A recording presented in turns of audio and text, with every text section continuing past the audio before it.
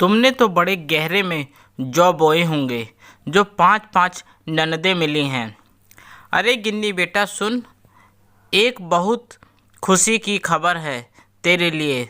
सौदामिनी ने अपनी बेटी गिन्नी से बहुत ही ज़्यादा खुश होकर कहा। अच्छा मम्मी, ज़रा मैं भी तो सुनूं कि ऐसी क्या खुशी की खबर है जो आप इतने खुश होकर बता रही हैं। गिन्नी ने जिज्ञासावश पूछा। तू भी सुनेगी तो तू भी चहक उठेगी।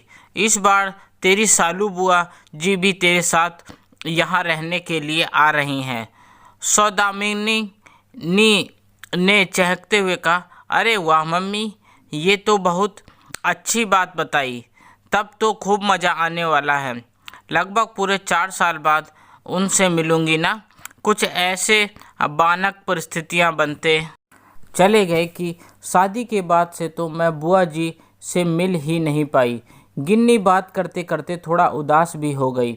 हाँ ये बात तो है, लेकिन कोई बात नहीं, इस बार खूब बुआ के साथ मस्ती करना, सौदामिनी ने बड़े उत्साह के साथ कहा, क्योंकि सालू से तो उसकी भी खूब जमती थी। गिन्नी अपनी बुआ सालू से बहुत ज़्यादा अटैच थी, लेकिन इत्तेफाक कुछ ऐसा होता कि जब जब गिन्नी मायके आती तो सालू किसी मजबूरीवश नहीं आ पाती, और जब सालू आती तो गिन्नी नहीं आ पाती। लेकिन इस बार तो ये मौका मिल ही गया था, इसलिए सौदामिनी और गिन्नी दोनों ही बहुत खुश थीं। खैर थोड़े दिनों बाद दोनों ही बुआ भतीजी मायके पहुंच गईं और दोनों ही एक दूसरे से मिलकर बहुत ही ज़्यादा खुश हुईं।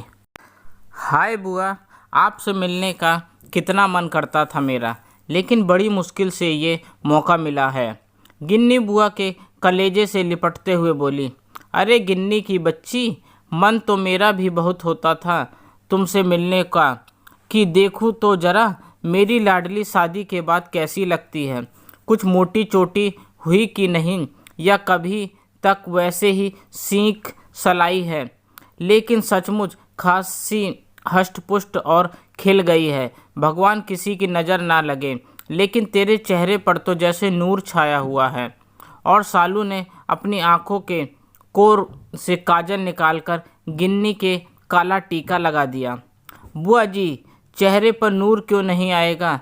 इतना अच्छा तो भगवान ने ससुराल दिया है। सभी लोग बहुत ज़्यादा प्यार करने वाले हैं। आखिर इकलौती बहू हूँ उस घर की, तो जमकर लाड प्यार मिलता है सबका। गिन्नी के चेहरे पर जैसे खुशियों का अंबार लग गया और वो खुशी से इठलाते हुए बोली। हाँ ये तो तेरे चेहरे पर से ही पता चल रहा है, लेकिन एक बात है, तूने ज़रूर बहुत गहरे में जौ बोए होंगे जो तुझको 5-5 ननदें एक साथ मिली। तू तो उन लोगों की तीमारदारी करते करते कचर थक ही जाती होगी जब वो 5 की 5 एक साथ आ जाती होंगी। तब तो पक्का तुम्हारा कबाड़ा निकाल डालती होंगी। मैंने तो भाभी से मना भी किया था कि कहाँ ब्याहेगी उस घर में जहाँ 5-5 ननदें हैं। अपनी छुई मुई सी दुबली पतली गिन्नी तो उन सब की सेवा करते करते परेशान हो जाया करेगी, लेकिन भाभी ने तो मेरी एक न सुनी। सालू ने एक तरह से गिन्नी के साथ सहानुभूति जताते हुए अफसोस से कहा। मेरी अच्छी बुआ जी, ये बात तो आपने बिल्कुल ठीक कही कि मैंने बहुत जौ बोए थे तभी मुझको 5-5 ननदें मिली, लेकिन दूसरी बात बिल्कुल गलत सोच रही हैं आपकी। उनके एक साथ आ जाने से कचर जाती होंगी, ये बात तो बिल्कुल ही गलत है। बुआ जी, मैं उन 5 ननदों के सबसे छोटे और लाडले भाई की पत्नी और उन सब की लाडली भाभी हूँ। वो 5 एक साथ गर्मी की छुट्टियाँ मनाने आती हैं, लेकिन मजाल क्या जो वो लोग मुझको ज़रा सा भी थकने दें। 5 ननदें मुझको आराम से बिठा देती हैं और ख़ुद रसोई में जा जाकर तरह तरह के व्यंजन बनाया करती हैं। वो 5 कहती हैं कि हम सभी लोग तो देवरानी जेठानी वाले हैं, तो थोड़ा बहुत आराम तो हम लोगों को मिल ही जाता है। और तुम तो मेरी मम्मी की ठहरी इकलौती बहू, जो जब हम लोग आए तब तुम आराम किया करो। वो तो मैं ज़बरदस्ती जाकर उन लोगों के साथ काम करवाती हूँ। और तो और बुआ जी, अक्सर ही शाम को सब लोग कभी पार्क तो कभी पिक्चर तो कभी मंदिर जाने का प्लान बना लेते हैं। फिर वापसी में होटल में खा पीकर मस्ती करते हुए घर वापस आते हैं। और मम्मी जी और पापा जी साथ में जाते नहीं तो उन लोगों के लिए कुछ न कुछ साथ में पैक करवा लाते हैं। और एक बात और बुआ जी, वो पांचों ननदें अपनी इस लाडली भाभी के लिए कुछ न कुछ उपहार जरूर लेकर आती हैं। मैं मना भी करती हूँ कि मत लाया करिए, तो मुझको ये कहकर डांट देती हैं कि तुम हम लोगों से छोटी हो, तुम्हारा हक बनता है। सच बताऊं बुआ जी, मुझको तो वो दिन उस घर में बहुत प्यारे लगते हैं। उन दिनों घर में खूब रौनक लग जाती है। रात में सब लोग बैठकर अंताक्षरी खेलते हैं। कब इतनी जल्दी हंसी खुशी भरे वो दिन गुजर जाते हैं पता ही नहीं चलता। और मैं फिर से उन लोगों के आने की बाट जोहने लगती हूँ। ये सब कहते कहते गिन्नी की आंखों में एक अनोखी चमक के साथ साथ अपनी ननदों के प्यार और स्नेह के साथ साथ उनसे बिछड़ने का राम भी झलकने लगा। गिन्नी बेटा, तब तो तुम सचमुच बहुत ही ज़्यादा भाग्यशाली हो जो तुमको अपनी ननदों का बेइंतहान प्यार मिल रहा है। मैं माफ़ी मांगती हूँ कि मैं बहुत गलत थी।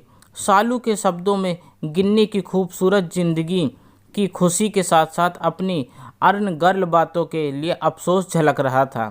हाँ बुआ जी, मैं सचमुच बहुत ही भाग्यशाली हूँ। गिन्नी चहकते हुए सालू के गले फिर से लिपट गई। तो फिर गिन्नी, क्यों ना हम लोग भाभी को थोड़े दिनों के लिए रसोई से छुट्टी दे दूँ, क्योंकि भाभी तो अब जल्दी मायके भी नहीं जाती और मैं भी तो उनकी ननद हूँ। सालू ने गिन्नी की ओर देखकर कहा, वाह बुआ जी, ये तो बहुत बढ़िया सोच आपने।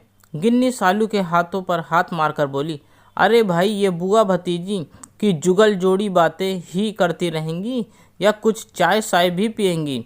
शाम की चाय का समय हो गया ना? सौदामिनी पास आकर बोली, हाँ भाभी, चाय का तो मन बहुत ज़ोरों से अब होने लगा, लेकिन चाय नाश्ता आप नहीं बल्कि हम और गिन्नी मिलकर बनाएंगे। जब तक हम लोग यहाँ पर हैं तब तक आपकी रसोई में नो एंट्री। सालू ने मुस्कुराते हुए कहा। अरे जीजी, ऐसा कहीं होता है?